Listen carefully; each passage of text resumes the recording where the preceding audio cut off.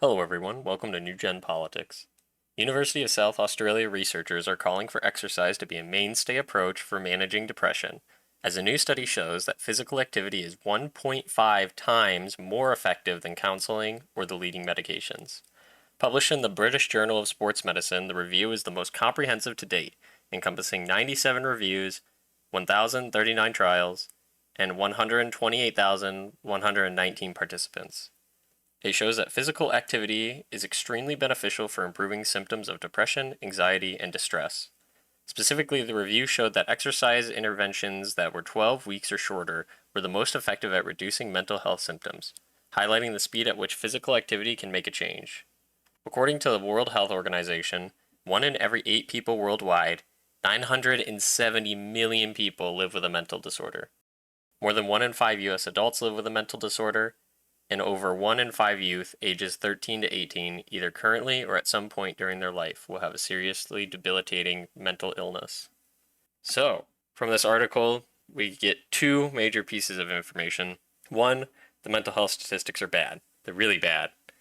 1 in 5 people are suffering from a mental illness. The most common forms being depression and anxiety.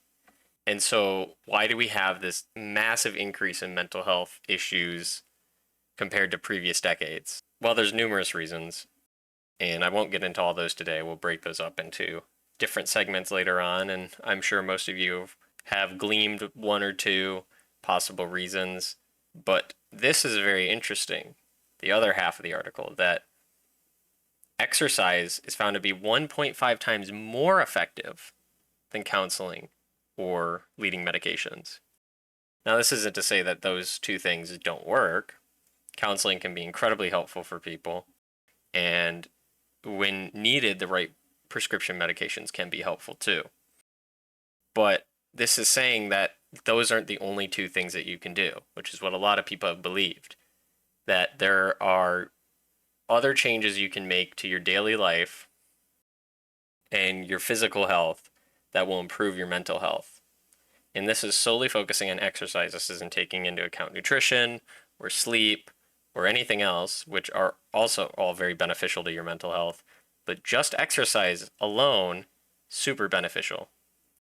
And when the article says 12 weeks is where they saw the greatest improvement, that's because in those first 12 weeks, you'll see the greatest change in mental health, going from where the person is at baseline to a drastic improvement because they're integrating part of their life that they previously didn't have.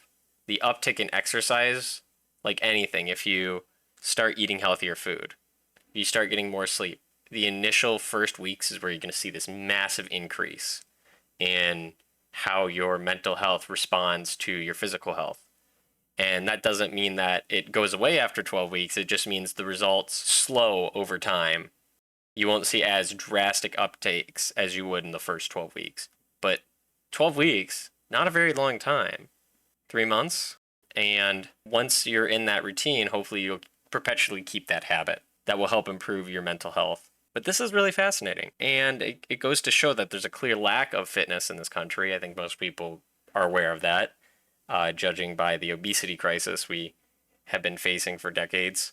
But a lot of people take for granted these basic human features that were never a problem in the past because everybody did it. Humans were meant to move around. We're animals like every other animal. We're meant to be outside, we're meant to move around. When we're taken out of that environment and put in a new unfamiliar environment, it causes us distress and mental illness. And your genetic code is set up to be outside and be moving around and physically active, picking up things, moving things, throwing things, catching things. But when you remove that activity, you see a clear change in mental health. Just because we have built the society that is different from our ancestors does not mean that our genetic code is different, that our genetic predisposition to the necessity for exercise is different, because it's not. So you're taking away something that needs to be there. It's a vital piece of the puzzle. So reintroducing this is what's getting people to be happier and healthier. And it's a good indicator of other things that I think a lot of people have taken for granted. Time outside, good sleep, less technology, more time with community.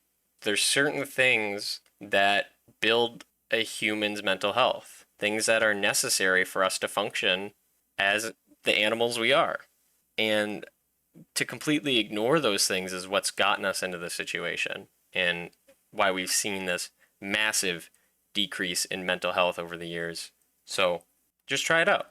If you are struggling with anxiety, depression, distress, or any other mental illness, take some time, build a workout routine, try it out for a couple weeks. The article recommends 12 weeks, 3 months. Stick to it for 3 months. A habit's built in about 6 weeks. So just focus on building a routine, do it for 6 weeks. Hopefully you'll be in that habit. Finish off the next 6 weeks, finish off that 12 weeks and see how you feel. There's a drastic change. And a good recommendation is to journal along the way. Journal your thoughts and how you're feeling and see if over time that progressively gets better. If you don't know where to start when it comes to exercise, like many people don't, there's plenty of resources online. YouTube is the perfect place to learn any skill.